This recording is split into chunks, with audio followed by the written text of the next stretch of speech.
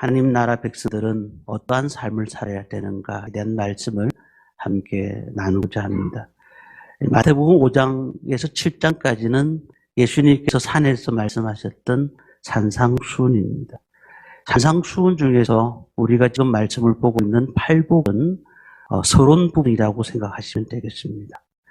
지난주에는 공률이 여기는 자, 마음이 청결한 자에 대해서 말씀을 드렸습니다. 공률이 여기는 자는 공률임을 받을 것이고 마음이 청결한 자는 하나님을 볼 것이다. 이렇게 말씀을 함께 나눴습니다. 오늘은 이제 두 가지가 더 있습니다.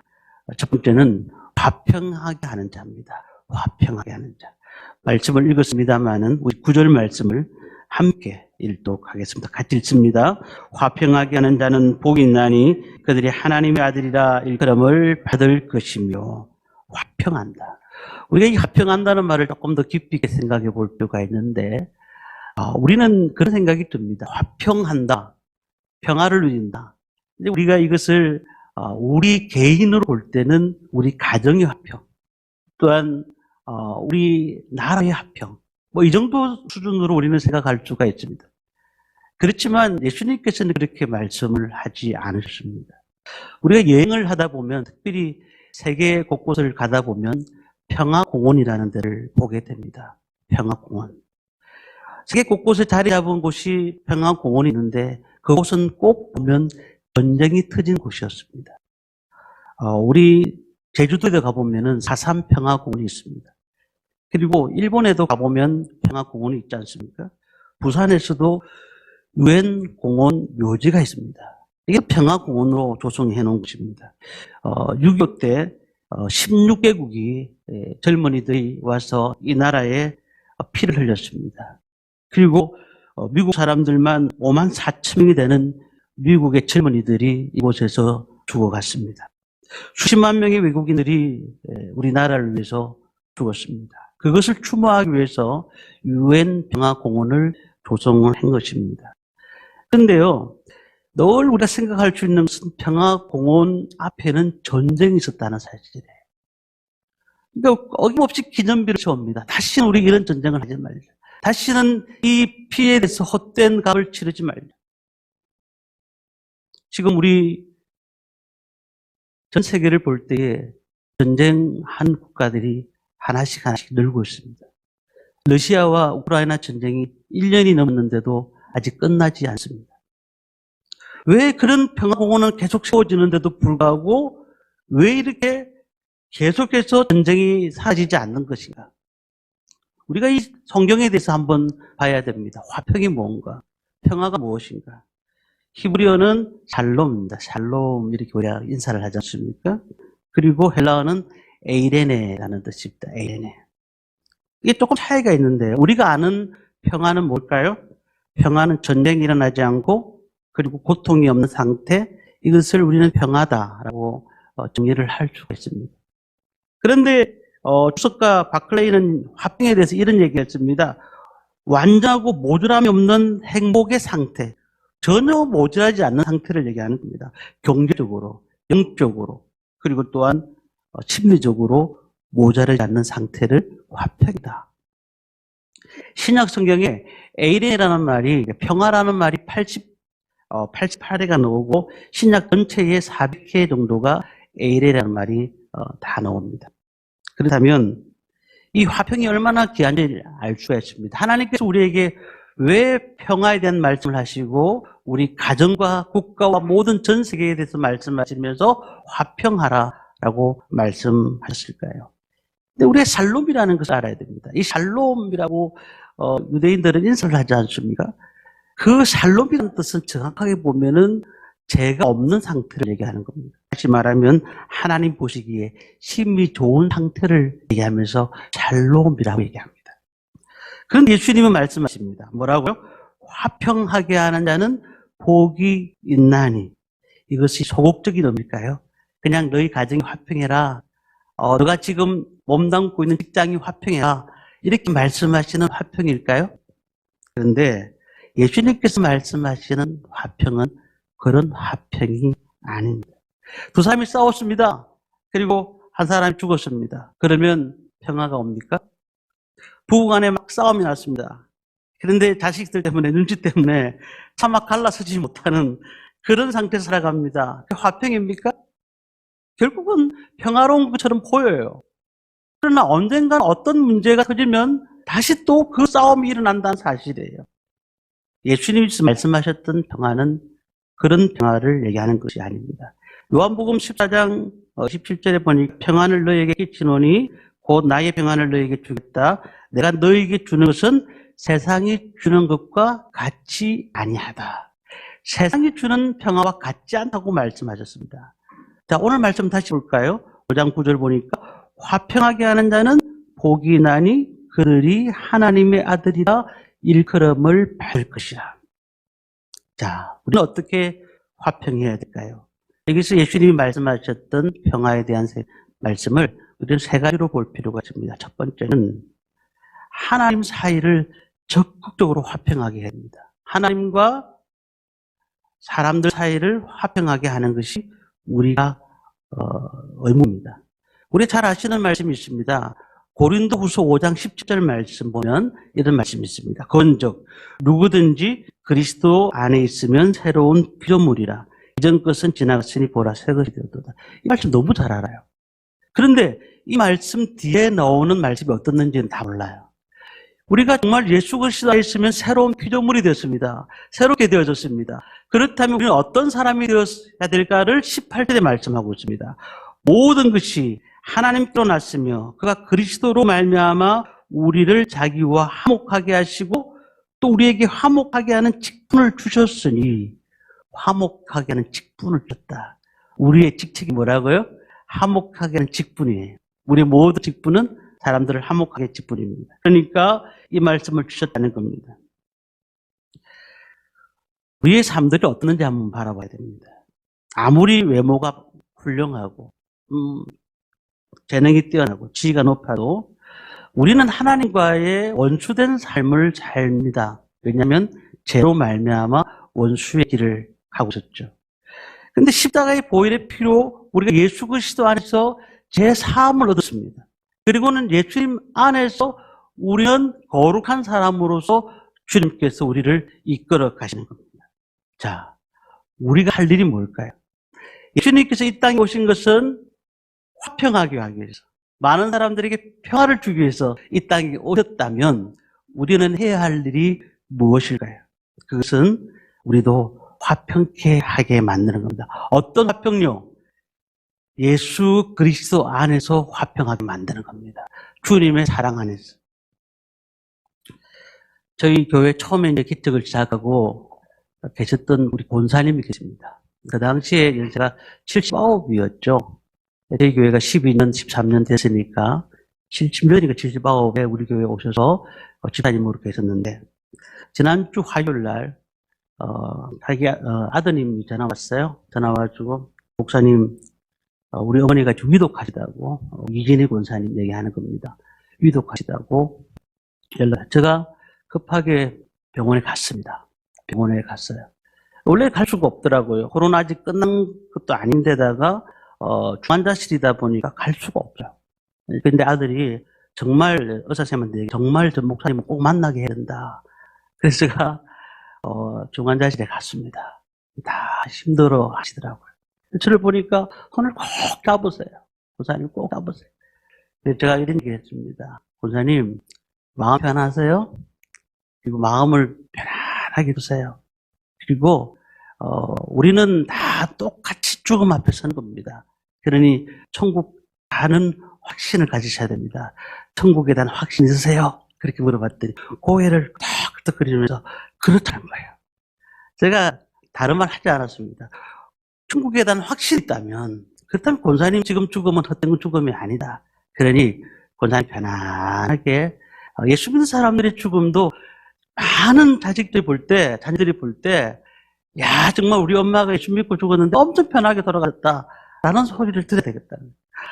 그리고는 이제 얘기를 나누고는 이제 밖으로 나왔습니다. 그리고 아들님 전화를 하루 이틀 되면 돌아가실 거라 하더라고요. 폐혈증이 왔더라고요. 근데 아직까지도 안 돌아가셨어요. 아직까지도 안 돌아가셨는데 저는 그런 생각을 했습니다. 정말 우리가 무엇을 가지고 나갈까? 정말 우리가 가진 것은 하나님께서 우리에게 주셨던 놀라운 하나님의 화평이잖아요. 그럼 그 화평을 그리스도와 화평할 수 있도록 만드는 것이 우리의 사명인 것입니다. 우리가 해야 할 것입니다. 두 번째는 예수님께서는 나와 다른 사람 사이를 화평하게 해야 한다 이렇게 말씀하셨습니다. 참 당연한 얘기입니다. 다른 사람과 화평하지 못한 사람이 화평의 사신이 될 수가 없다라는 겁니다. 5장 23절 24절 말씀인데요. 제가 뒤에 보면 나와 있습니다. 말씀이 이런 말씀이 있습니다. 그러므로 재물을 제단에 드리려다가 거기서 내 형제에게 원망 들을 만한 일이 있는 것이 생각나거든 예물을 제단 앞에 드리고 먼저 가서 형제와 화목하고 그 후에 와서 예물을 드리라. 이게 참 우리가 예배에 대해 얼마나 중요합니까? 근데 우리가 예배를 드리기 전에 해야 할 일이 무엇인가? 그것은 나와 다른 사람 사이의 화평이다 라고 말씀을 하는 겁니다. 그러니까 우리가 예배를 드리기 전에 우리가 조금 꺼리낌 있는 사람들이 있습니까? 기도하셔야 돼요. 그리고 그들과 또 손도 잡으셔야 됩니다. 왜냐하면 히브리서 12장 14절에 이렇게 말합니다. 모든 사람과 더불어 화평함과 거룩함을 따르라. 이것이 없이는 아무도 주를 보지 못함이라. 이렇게 말씀하셨습니다. 팔복에 보니까 뭐라고 됐죠? 마음이 청결한 자가 주를 볼 수 있다. 누가 화평하게 할 수 있을까요? 마음이 청결한 자, 거룩한 자.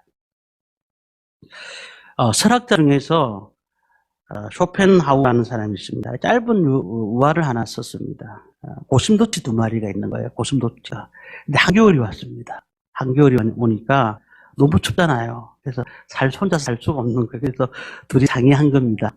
야, 추운 날씨인데 우리 어떻게 살아가지? 야, 좋은 방법이 하나 있다. 우리가 잠잘 때 꼭 둘이 껴안고 자자. 고슴도치가 그렇게 말을 했어요. 그런데 잘 수가 없는 겁니다. 왜 그러냐면은 고슴도치 가시가 찌르니까 안을 수가 없는 거예요. 이 쇼펜하우스가 이런 우화를 드린 것이 왜 그랬을까요? 하나님 앞에서 내 마음이 정결해야 되는데 늘 우리가 가시가 있으면 많은 사람들에게 하나님의 거룩함을 보일 수가 없는 거라는 거예요. 우리는 하나님 앞에 우리가 어떤 사람인가를 먼저 생각하고 또한 이웃과 어떤 사람인가를 늘 생각해 봐야 됩니다. 마지막 세 번째로 예수님이 말씀하셨던 화평이 있습니다. 이게 뭘까요? 다른 사람들을 화평케 시키는 것입니다. 이것을 피스메이크라고 합니다. 피스메이크. 그러니까 중재자가 되는 겁니다. 그리고 조정자가 되는 겁니다. 그리스도인들이 좀 힘든 일이 있을 때 가서 위로하고 축복하고 그들에게 하나님의 말씀을 전하고 그들을 주님의 사랑으로 보담는 그러한 중재자의 역할을 하는 겁니다. 지금 이 사회를 보십시오. 죄송한 얘기입니다만은 우파와 좌파, 남자와 여자, 또한 지역과 지역, 남북 간의 갈등, 엄청난 갈등이 지금 너무너무 많습니다. 너무너무 많아요. 수없는 갈등 가운데 우리는 살아가고 있습니다. 이렇게 사회에서 살아가고 있기 때문에 우리는 정말 내 편이 아니면 다른 편은 사람도 취급을 안 하는 그런 시대가 온 거예요. 근데 우리는 어떤 사람이 돼야 된다고요? 피스메이커가 돼야 돼요. 이게 무슨 말입니까? 화평케 하는 자들이 돼야 돼요. 화평케 하는 자들. 우리 아무런 상관이 없다고 그냥 우리 가정만 화평하면 되지 뭐. 우리 교회만 화평하면 되지 뭐. 우리의 모든 사회만 화평하면 되지라고 생각하면 안 됩니다. 적극적으로 분란이 생기면 그들을 위로하고 축복하고 그들과 함께 갈 수 있는 그러한 성도들이 되셔야 한다는 겁니다. 왜냐하면 화평하게 하는 자는 복이 나니 그들이 하나님의 아들이라 일컬음을 받을 것임이라. 뭐라고 되어 있죠? 하나님의 아들. 우리가 하나님의 아들이라는 것은 관계를 얘기하는 겁니다. 어떻게 보면 성경에 보면 빛의 자녀들, 빛의 아들들, 어둠의 자식들 이런 말들이 나와 있거든요. 바나바가 뜻이 뭐죠? 공의의 아들이라고 되어 있습니다. 우리는 어떤 사람이죠? 하나님의 자녀, 하나님의 자녀입니다. 하나님의 자녀는 어떤 사람이 되야 된다고요? 화평케 하는 자가 되야 된다. 하나님의 자녀는 화평케 하는 자가 됩니다. 우리가 공동체마다 싸울 수도 있잖아요. 막 싸우기도 하고. 그런데 그 싸우다가도 하나님의 자녀의 특징은 싸우다가도 주님을 생각하면서 멈춰야 돼요. 주님을 생각하면서. 명절 이제 기분 좋게 명절을 맞았습니다. 추석이나 설에 가지고 어른들 만나서 얘기합니다. 근데 가족들끼리 이제 얘기하다 보면 뭐 돈 문제, 재산 문제, 또 어떤 여러 가지 문제들이 있잖아요. 그런 것들이 보면 너무 이게 싸우는 경우가 많더라는 거예요. 그러니까 우리가 어떤 갈등 가운데서 싸우는 경우도 많이 있다는 거예요. 우리가 봉사하는 것도 그렇고요. 모든 가운데서 바탕이 있고 갈등이 있다면 그 모임은 아니라는 거예요. 그래서 우리가 어떻게 해야 될까요? 지금까지 우리 삶을 한번 돌아봐야 돼요. 그리고는 하나님 앞에 우리 그런 기도를 해야 됩니다. 하나님, 우리가 지금까지 삶이 아니라 앞으로 삶은 화평하는 삶이 되게 하여 주옵소서. 평화를 누리는 삶이 되게 하여 주옵소서라고 우리는 기도해야 된다는 겁니다. 그걸 전쟁연구소에서 발표했습니다. 1480년부터 1941년까지 460년 동안 평화에 대는 3년도 되지 않았다고 말을 합니다. 러시아는 1000년 동안 25년만 평화했고 다 싸웠다는 거예요. 지금 이 세상은 평화가 없고 화평이 없다는 겁니다. 우리는 화평하는 성도들이 되셔야 됩니다. 우리 모교님들이 어떤 곳에서 어떤 환경에 있을지라도 평화, 우리의 평화가 아니에요. 내 마음의 평화가 아니에요. 예수님이 말씀하셨던 그 평화를 많은 사람들에게 줄 수 있는 그런 성도들이 되시기를 주님의 이름으로 축원합니다. 우리는 하나님의 아들이라 일컬음을 받아야 됩니다. 자, 이제 마지막 8번째입니다. 8번째는 을을 위하여 박해를 받는 자에 대해서 살펴봅니다. 10절 말씀을 함께 보도록 하겠습니다. 같이 읽습니다. 을을 위하여 박해를 받는 자는 복이 있나니 천국이 그들의 것입니다. 을을 위하여 박해를 받는 자는, 자, 우리가 한번 생각해 볼 필요가 있습니다. 우리는 의라는 것은 놔두고 박해를 받는다에 대해서 많은 얘기를 합니다. 어르신들하고 얘기를 나눠보면 아이고 정말 내 인생은 참 고난의 연속이어서 이렇게 말씀하시는 분들이 많습니다. 근데 그 고난의 연속 그리고 그 아픔 가운데서 성숙하신 건 맞는데 자기를 위해서 아팠고 자신을 위해서 힘들어하는 분들이, 고난을 당한 분들이 너무너무 많아요. 그렇다면 의라는 것을 빼고 박해를 받는 자는 복이 있나니 라고 말하면 참 좋겠는데 예수님께서는 그렇게 말씀하지 않으시고 의를 위하여 박해를 받는 모든 사람들에게 복이 있다. 의를 위하여 박해를 받는 자. 우리가 처벌이 뭐예요? 처벌은 우리가 죄를 지었을 때 받는 것입니다. 그러나 이 박해는 그런 것이 아닙니다. 그래서 베드로 사도는 베드로 전서에 이렇게 편지를 적고 있습니다. 4장 15절 16절 말씀입니다. 한번 보시면요. 너희 중에 누구든지 살인이나 도둑질이나 악행이나 남의 일을 간섭하는 자로 고난을 받지 말려니와 만일 그리스도인으로 고난을 받으려면 부끄러워하지 말고 도리어 그 이름으로 하나님께 영광을 돌리라. 그냥 뭐 도둑질하거나 악행이나 남의 일을 간섭하는 자로서 고난을 받는 사람이 되지 말고 이제 고난을 받으려고 하면 그리스도인으로서 고난을 받으라는 거예요. 그리스도인. 그냥 조금 안 좋은 기분이 안 좋았다고 하면 내가 저 박해를 받았다고 속상해하고 고난을 받았다고 그렇게 말하는 게 아니라 오히려 고난을 받으려고 하면 그리스도인으로서 고난을 받아야 된다. 그리고 그럴 때에 하나님께 영광을 돌리게 된다. 이렇게 말씀하고 있는 겁니다. 12절 말씀에 보면은 사랑하는 자들아 너희를 연단하려고 오늘 불시험을 이상한 일 당하는 것 같이 여기지 말라. 오히려 너희가 그리스도의 고난에 참여하는 것으로 즐거워하라. 우리 그리스도의 고난에 참여하시기 바랍니다. 예수를 믿으면 고난이 올까요? 안 올까요? 고난이 옵니다. 우리가 이걸 알아야 됩니다. 성경의 모든 인물들을 보세요. 성경의 인물들을 보면 정말 처음부터 끝까지 잘된 인물들은 아무도 없습니다.